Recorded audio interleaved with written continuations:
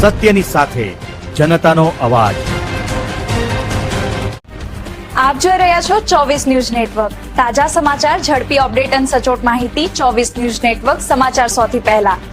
કાંકરેજ તાલુકા પંચાયતમાં ભાજપનો દબદબો, અધ્યક્ષ અને સામાજિક ન્યાય સમિતિના ચેરમેનની વરણી। બનાસકાંઠા જિલ્લાના કાંકરેજ તાલુકા પંચાયત કચેરી ખાતે દંડક અટુભા પંજી ડાભીની અધ્યક્ષસ્થાને સામાજિક ન્યાય સમિતિ અને કારોબારી અધ્યક્ષની વરણી માટે બેઠક યોજાઈ હતી। પ્રાપ્ત વિગત અનુસાર કાંકરેજ તાલુકા પંચાયત પર ભારતીય જનતા પાર્ટીએ કબજો જમાવ્યો છે। બેઠકમાં તાલુકા પંચાયત પ્રમુખ વેલસી પરમાર, તાલુકા વિકાસ અધિકારી નરેશભાઈ ચૌધરી, પૂર્વ કાંકરેજ તાલુકા ભાજપ મહામંત્રી અમરસિંહ સોલંકી, કોપ સભ્ય બાબુભાઈ સોલંકી, પૂર્વ સરપંચ જીવણભાઈ મિયા સણિયા, પૂનમસિંહ ડાભી, કૈલાસબા, અમરસિંહ સોલંકી, પરમસિંહ સોલંકી, સોમભા સોલંકી તેમજ વિપક્ષના નેતા આશાબેન દેસાઈ સહિત 9 સભ્યો હાજર હતા।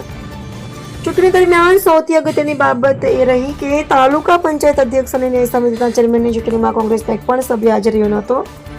અધ્યક્ષ પદ માટે કિતુભા બેચરસિંહ વાઘેલા તથા ન્યાય સમિતિના ચેરમેન પદ માટે વાસીભાઈ ભીલના નામે 9 સભ્યોએ હાથ ઊંચા કરી સમર્થન આપ્યું હતું। ત્યારબાદ તાલુકા વિકાસ અધિકારી નરેશભાઈ ચૌધરીએ બંને પદાધિકારીઓને વિજેતા જાહેર કર્યા હતા।